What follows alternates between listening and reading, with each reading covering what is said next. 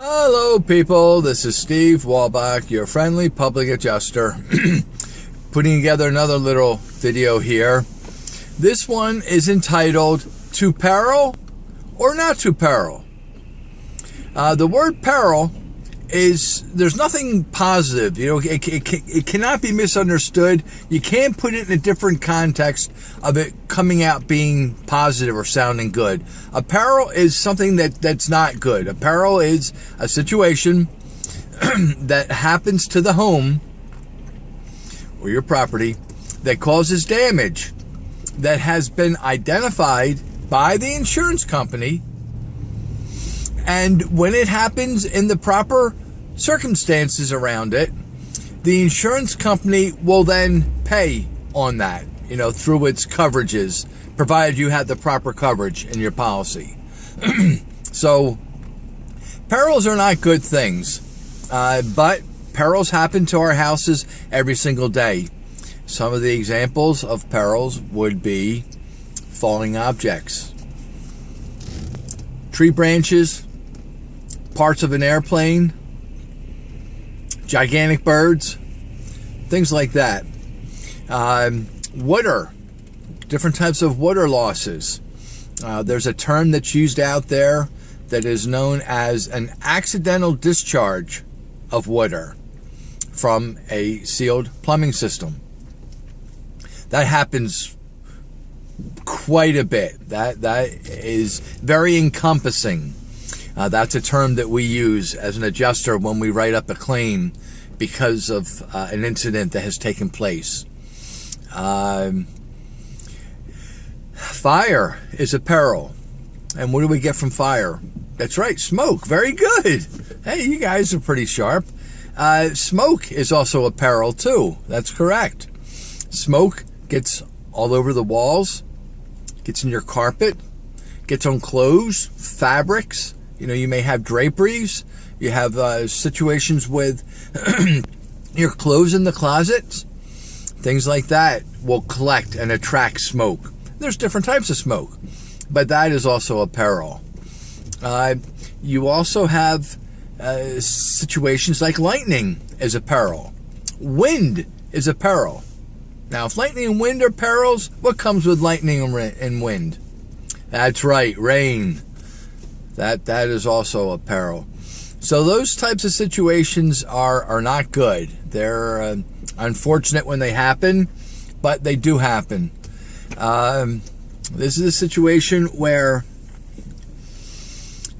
different policies cover different amounts of perils. Now, generally, you're going to find an upwards of 17 perils.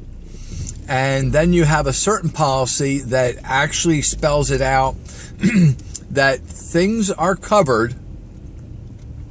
That's known as an all-risk policy or open peril policy, that everything is covered when it creates damage to your property, except something that would be very specifically spelled out in the policy not to be covered.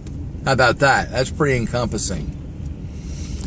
So because of the different policies, some handle more perils than others.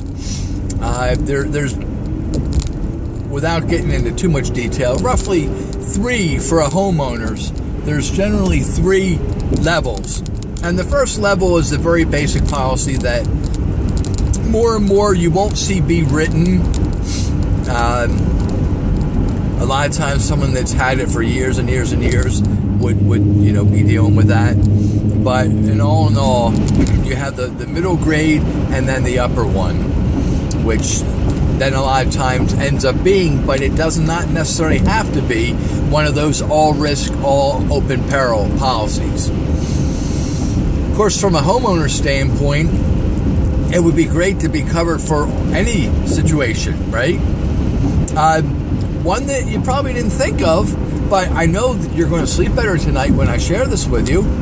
And this one is known as volcanic eruption. You're actually covered for that. How about that? So, sleep well tonight. But anyway, so the bottom line to all this is, what am I trying to say? There are different perils.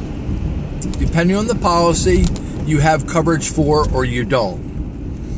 So depending on what happens in your home at the time, either, I have some ammunition to work with to be able to help you get paid on that policy, and using the policy's language to get you indemnified or to be made whole. And that's not H-O-W-L. No. What the heck am I? H-O-L-E. It is W-H-O-L-E. To be made whole. Better go back on some of my spelling tests there. Anyway, so I just wanted to give you a little insight about perils. On my last little video, I did mention the word peril, and I wanted to go in a little bit more detail about that. It's very important that you do have proper coverage for perils when they would arise, because the policy is useless if you're not going to have adequate coverage. So, guys, this is Steve Wolbach, your friendly public adjuster, and we want to thank you for listening. If you've learned anything today, I'd really appreciate if you would like this page. I'm going to ask you to take a step further, and if you would share this page, and I would ask you to subscribe so that when I do put out other little informative videos, that you would be privy to them and you get to see them.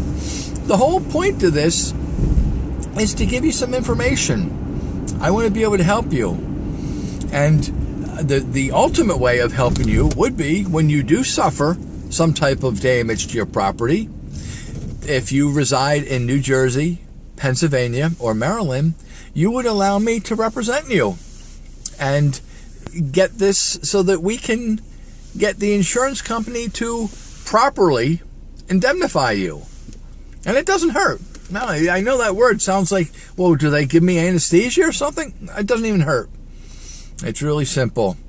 But thanks for listening, guys. I hope that you take this to heart and that you've learned something.